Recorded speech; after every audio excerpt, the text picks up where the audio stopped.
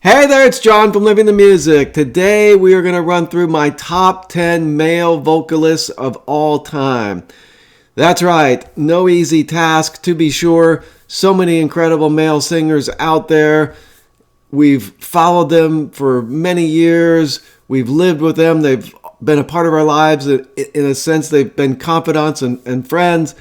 So it's hard to necessarily discriminate and reduce it to 10, but that's part of the fun of the exercise. And what we come up with today may be different than what we come up with tomorrow or a year from now and so on. But as a snapshot of where I'm sitting right now and who I am right now, these are my top 10. I would love to hear yours in the comments below if you're inclined to share, or top 5, top 3, top 1. Jump in, play along in your mind if that works better for you, but I'm sure I and others would love to hear your ranking as well. None of us hear music exactly the same way, so it's kind of fun to hear how different voices resonate with different ears and different nervous system, the whole thing. So some cases you'll see that I've veered towards singers that have a lot of technical ability, a lot of range. They can be acrobatic in their singing style.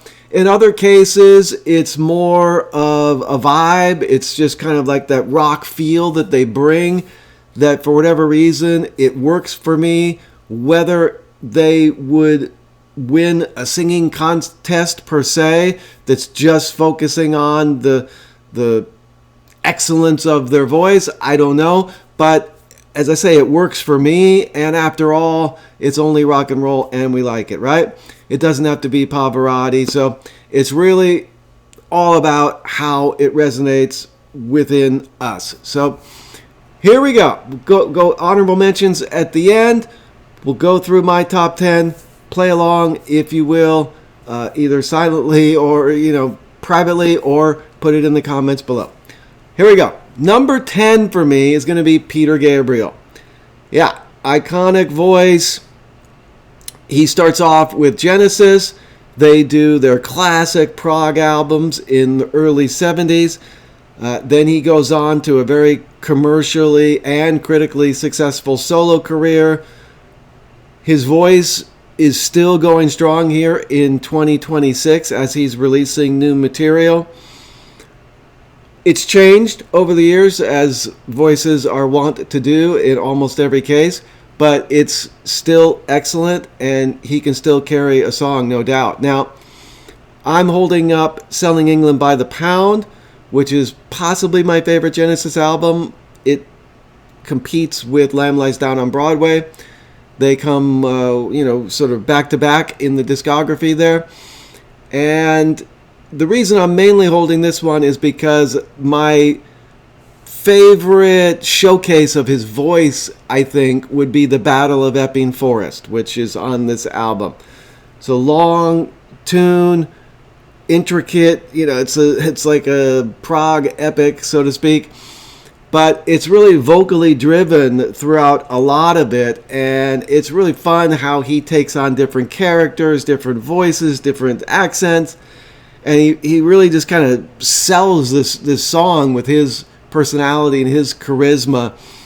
He wrote the lyrics too, I believe, and it's just a tour de force of Peter Gabriel, perhaps at his best, at his peak, although he had many other peaks as well, I'd have to say. So check that one out if you haven't heard that one, if you just want to get a real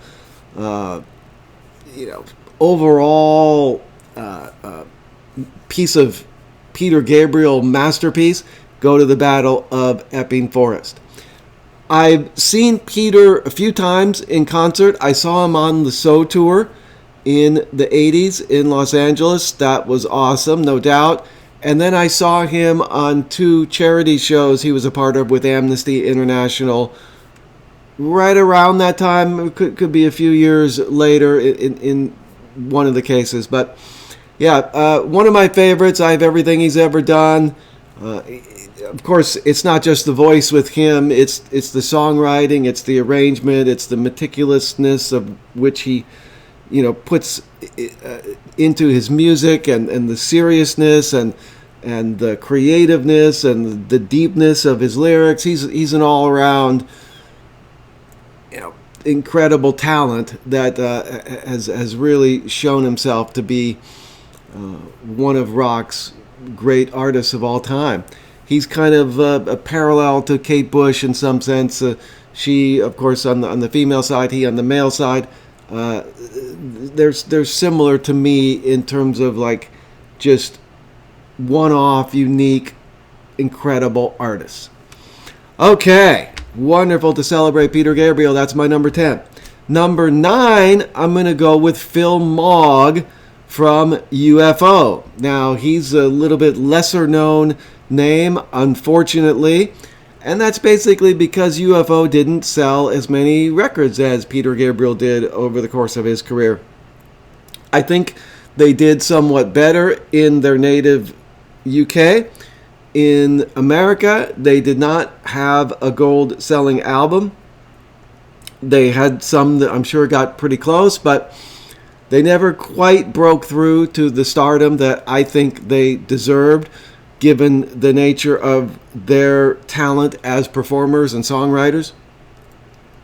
So you have the great Michael Schenker in the early part of UFO, but Phil was with them throughout the whole thing. He's the mainstay, no matter what configuration they were in.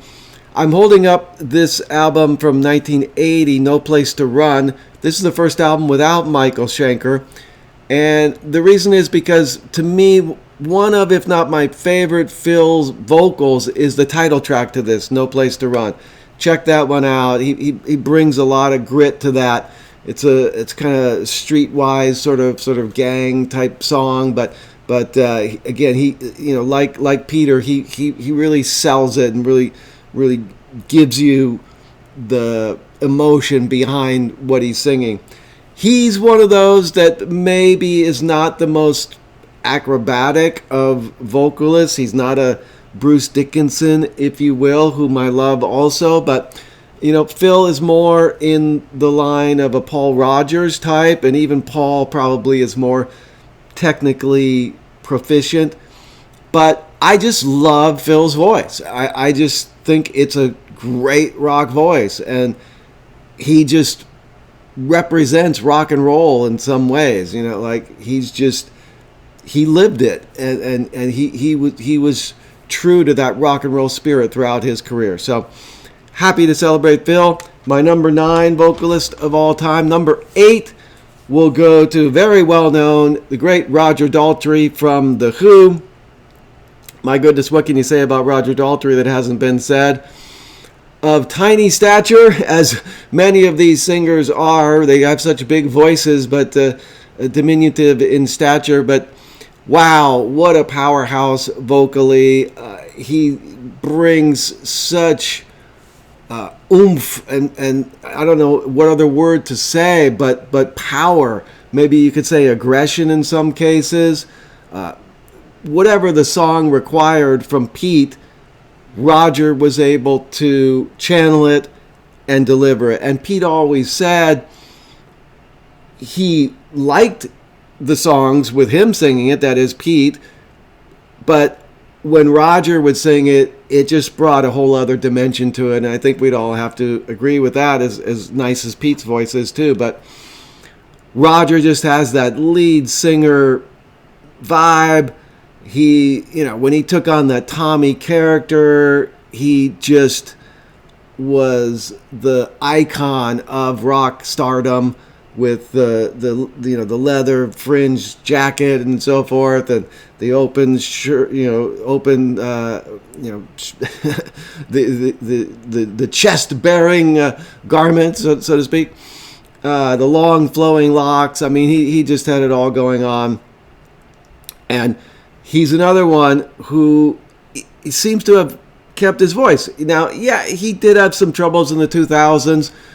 He had to take some time off. Maybe he had some surgery, or I can't remember exactly. But he seems to have come through that and found a way to make it work. And these are not easy songs. These are, in many cases, challenging songs to sing. You know, something like "Won't Get Fooled Again" or "Baba O'Reilly." I mean, you know, it's not everyone's up to the task, but he has been and still is all-time great talent. I love him.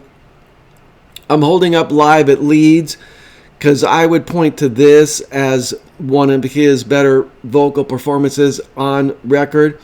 Summertime Blues, Young Man Blues. Wow, I just love how he takes on that old blues mentality and the spirit of it. And again, he just really sells these songs like nobody's business. So there you go. Legend, Roger Daltrey. Now, let's see. 10, 9, 8, 7. We're going to go more contemporary.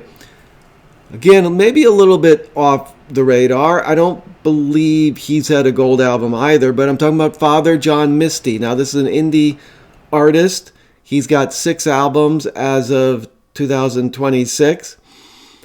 I just got introduced to him 3 years ago or so, 4 years ago. My son introduced me to him, which was a fun turn of events for us because I introduced him to a lot of music when he was growing up. But we were on a long car ride out here in the Woodstock area, and we were actually driving to the real Woodstock where the concert was, just to kind of check it out and sort of see the site. And he played. It's like a 90-minute drive out there. So he played me some Father John Misty, and I just fell in love with his voice. Again, I love his songwriting. I love the whole vibe of all of his records, but his voice in particular is really something special. It's very smooth. He has an incredible falsetto, so his range is pretty damn good. He may not be considered, again, at the level of, like all-time just technical expert singers, like a Bruce Dickinson type of thing. But he's very good. Very, very good. And he brings a lot of personality to it. Now, his lyrics already bring a lot of personality. He's a one-off lyric writer. Like, he comes up with some imagery that is just very unexpected and enjoyable, sometimes funny. So I'm holding up this album, God's Favorite Customer, and I would point you to the song, Disappointing Diamonds Are the Rarest of Them All. What a knockout song. And the vocal he delivers on there, I think it will get your attention if you haven't heard that one. Check that baby out. Father John Misty, his real name's Josh Tillman, but he goes by this moniker, Father John Misty. So there you go. That is my number 7. Number 6, we're going to go with Steve Walsh from Kansas. Steve Walsh from Kansas. He is another singer, obviously dear to my heart. I just love the sound of his voice. He's another one, I would say, quite technically proficient. Over the years, as time wore on, apparently his voice really took its toll on his voice, which is to be expected. Again, these songs with Kansas are not always very easy to sing whatsoever. I'm holding up their live album, too, for the show. I would point you to the song The Wall as an incredible vocal showcase for Steve. But, yeah, he's just so smooth. He just kind of like has a purity to his voice that's so pleasing. And he really brought the emotion to it. Whether he wrote the lyrics or not, he really took it to heart, and sold it as absolutely his own. I also like his solo albums, by the way, a number of them anyway. So there's a lot to mine there if you're a Steve Walsh fan. I did see Kansas once on a Day on the Green show in the Bay Area, a Bill Graham Presents kind of thing, where they had multiple bands, and Kansas put on a great show. This is early 80s probably. Steve was in his shorts, as he's legendary known for. Yeah, he was fantastic, and he's always fantastic. So yeah, I have to give it up because of the purity, the vulnerability, the authenticity that he brings to everything that he does. By the way, I have seen Father John Misty twice. He's an incredible live performer going today.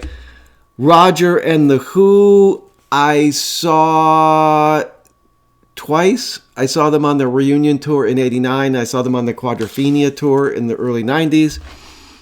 Phil, I saw on another Day on the Green in 81. That's the only time I got to see UFO live, unfortunately, but they were fun. It was great. So I always have the albums anyway. So where are we? Number 5. Let's see. 10, 9, 8, 7, 6. Number 5. I'm going to go with Eric Martin. There's another one a little bit not as iconic as some of the others, but Eric Martin is a huge favorite of mine. Bay Area boy. Best known for his work with the supergroup Mr. Big with Billy Sheehan on bass. They had a gigantic hit in the 90s, To Be With You. So, but before that, he was in a local group in the Bay Area called 415. And then they turned into the Eric Martin Band, which I'm holding here. He has several solo albums as well. I got all his stuff. I've seen him live numerous times. Fortunate to grow up in the Bay Area, and Eric would often play live in local clubs, many times in Marin County where I lived. But this one here, the one and only complete official release from the Eric Martin Band, Sucker for a Pretty Face, and I would turn you on to the title track. I think that's a great Eric Martin, if not masterpiece, it's a showcase for who he is. You get the whole vibe of Eric Martin in one song. He's, I would say, a very technically excellent singer, bluesy, soulful. He brings that rock and roll rasp to his singing sometimes, but he can go more pure as well. He's just got a lot of talent vocally. He can just bring it, man. And it's somewhat similar in vibe to Sammy Hagar, who we may hear from later. And, both Bay Area boys. But he's his own man, no doubt. He's still out there touring like crazy. Mr. Big apparently has put out their last album and done their last tour. So it's Eric on his own. I hope he releases more solo material as well. He is still relatively young in his 60s, and so hopefully a lot more music to come from the great Eric Martin. Love him. Number 4. Now here we go with icon of icons, right? So I'm talking about the great Paul McCartney here, folks. Now he's my all-time favorite artist of any nature. It's really tough not to put him higher or even number 1 on my favorite male vocalist. But in thinking about this and just putting the focus exactly laser focused on the voice, there's 3 that I'm going to put higher. But it's very, very tough. I love his voice. I love him. He can go raspy, and that's why I'm holding Back to the Egg. That's kind of like his rockin' solo album. And you should check out the song Old Siam Sir. Great rock vocal from Paul on that. He can go ballads, as we know. I'm holding up Press to Play from 86 because I love the song Only Love Remains. It's just such a sweet ballad by him and not an easy song to sing, but he does a great vocal on that. Love it. maybe not as well known as some of his hits, but I think you will enjoy it if you've never heard those tunes. But what else can you say about Paul? Really, he has shown he can do it all. But if we just focus on his singing, he can do it all there too, right? Like he's an absolute knockout rock singer with like Helter Skelter and I'm Down and many others, Jet and so forth. And he's a fantastic ballad singer with Yesterday and all those Beatle classics, Let It Be. I mean, come on. Now, he's the all-time greatest melodicist of, we've ever encountered. So that helps. He's writing very tuneful things to sing. Now, has his voice changed? Absolutely. He's been touring live like crazy since the late 80s, and it's taken its toll, but he can still, make it work, and it's still enjoyable. And we're supposedly getting a new album from Sir Paul this year, and I, for one, am greatly looking forward to seeing what he can come up with there. I have had the pleasure of seeing Paul live 5 times. I saw him in 89, and then the last time I saw him was 2005. Every show, mind-blowing. All right, number 3, I'm going to go with the great Ronnie James Dio. So now we're getting into the metal area, and I don't listen to a lot of metal, truth be told, but Ronnie has always been a voice that has pulled me in that direction. And something about his personality, the range of his voice, the power, the dynamics of his voice is captivating for me and millions of others. Now, he was in Rainbow with Ritchie Blackmore. He was in Black Sabbath, of course. I'm holding up Mob Rules. And then he did a lot of things with his solo band Dio. The best song on here for his voice, I think, is probably the title track, The Mob Rules. What a showcase. Nobody else really can do it. Nobody else should even try to do it. It's pure Ronnie James Dio. There's another one that I think is incredible on his Strange Highways album that's called Pain. That's a real, as you could get from the title, that's a real burner. He brings a lot of anger to that, and it's extremely impressive. The scream he does on that is something else. Yeah, and hey, screams matter in rock and roll, folks, as you know. So, loved Ronnie, left us too soon. But I got to see him with Black Sabbath, another one of those Day on the Green concerts. That was fantastic. I got to see him do the very first solo show with Dio. That was incredible.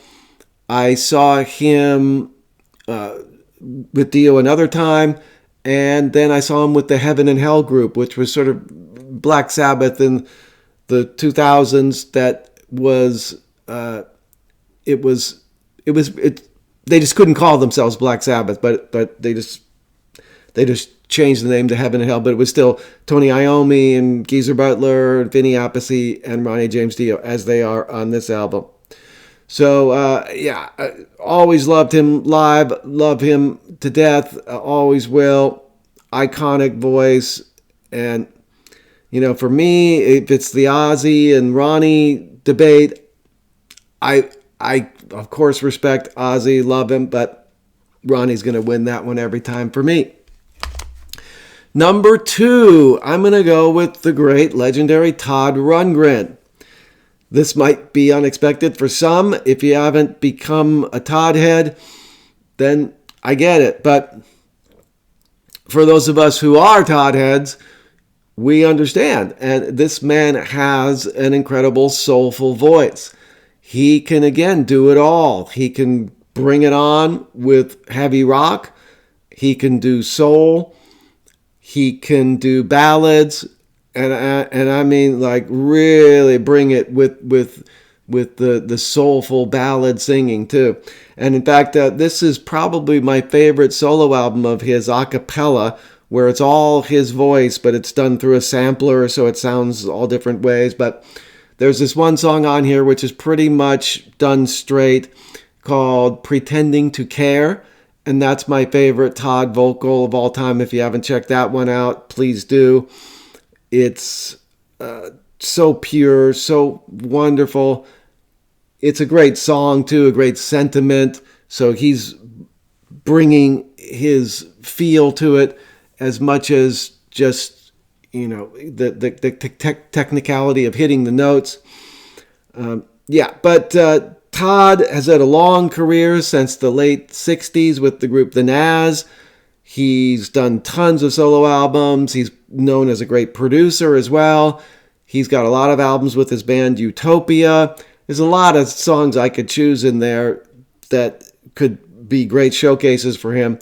There's one called Only Human from Utopia that's a fantastic ballad where he really lets go vocally. Check that one out. But yeah, Todd's just, he's really special to me. I kind of came to him late in the game with his 1989 album, Nearly Human. But since then, I've seen him live innumerable times. I lost count. And I did see him once with Utopia on their reunion also. Every time is a joy. He's got a lot of charisma. He's one of a kind, Todd Rundgren. All right, so there's only one left in my ranking, and that's going to be the one and only Sammy Hagar. That's right, Sammy Hagar started off in Montrose with my favorite guitar player of all time, that guy down there, Ronnie Montrose. And he did a couple albums with them. Then he went solo for several albums. Then he joined Van Halen for 4 albums. All those Van Halen albums are great showcases for his voice. In fact, he kind of accessed a level of singing that is not on his previous material. So it's hard not to choose something from those Van Halen albums, like Dreams, for example, as the ultimate Sammy Hagar vocal tune. But I'm holding this obscure album, Cosmic Universal Fashion, which really went nowhere and sunk like a stone. But there's a song on here that he co-wrote with Neil Schon from Journey. It's called Peephole. This has got to be obscure for almost everyone who's not a redhead, diehard Sammy fan. But if you can listen to that, I would highly recommend it. It's based on a true story, apparently, a very chilling story of child abuse, and Sammy brings the requisite anger to it that really works. And if I remember him saying, I believe he only was able to sing that song one time, one take, and then he said, "That's it. That's the best I can do, and I don't even want to go there again." So it's a special tune, I think, in his discography. But yeah, Sammy, Bay Area guy again. I got to see him innumerable times. I got to see him do Montrose Reunion 3 times, which was fun. I saw him when he brought out Lars and Kirk from Metallica, and they played Montrose tunes together. That was something incredible. I did see him with Van Halen a couple times, I believe. And I've seen him recently when he did his tour with Joe Satriani, where they played almost half or even more were Van Halen songs. So he's still going pretty strong out there, and he has maintained, I would say, a good 80% of his voice. He must have taken care of himself pretty well, because he's still making it work out there today. And he goes back to the early 70s, so I give him a lot of credit. He can do it all. He's more of a pure rock guy, but he can he can give you a good ballad as well. He's kind of in the vein of Steven Tyler, Paul Rogers, Eric Martin, that kind of thing. But of course, he's got a voice, a sound, a timbre all his own, and he's bringing that red rocker personality to everything he does. That positive spirit and the passion that he brings to everything. So yeah, and just I guess I've just been following him so long, probably since I was 10 or 11 years old, maybe 12, but we go back going on 50 years there, and in thinking about this, I just have to conclude he's my all-time favorite singer. If I'm just going by the sound of the voice, I love to hear this man sing. He doesn't always write the cleverest lyrics of all time. Some of them are very damn good, and for rock, he's pretty good for a rock singer. But he's not writing Peter Gabriel kind of lyrics or even Todd Rundgren kind of lyrics, but that's okay. As I say, whatever he is writing about, whether it's women and sex and cars, he brings fun to it, he sells it, and he's Sammy. He's the Red Rocker, and I love him. So there you go. That's my top 10 male vocalists of all time. We got Sammy Hagar, Todd Rundgren, number 2. Number 3, Ronnie James Dio. Number 4, Paul McCartney. 5, Eric Martin. 6, Steve Walsh from Kansas and solo. 7, Father John Misty, a.k.a. Josh Tillman. 8, the one and only Roger Daltrey.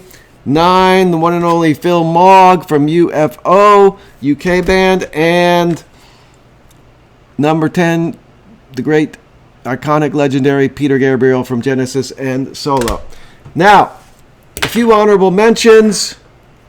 There's so many I could throw in here. I'm leaving some out, but the first ones that sprang to mind that I really love, and it was a shame I couldn't put them into the top 10, would be Van Morrison, Bruce Dickinson, Jay Farrar from Uncle Tupelo and Sunvolt, and then Tim Finn from Split Enz and solo, and Neil Finn from Split Enz, Crowded House, and solo. Love all of their voices very much, and they're world-class talents, no doubt, even though they didn't quite make my top 10. So, there you go. Please like this video. It would really help us to get to share this with more people. Please subscribe to my channel if you like the vibration here and enjoy what we're doing. You can subscribe by just pushing that button, as you'll see. And again, I would love to hear your comments, anything you would like to say, and especially if you want to share your ranking, I would love to hear it. Take care until the next video, everyone. See you next time.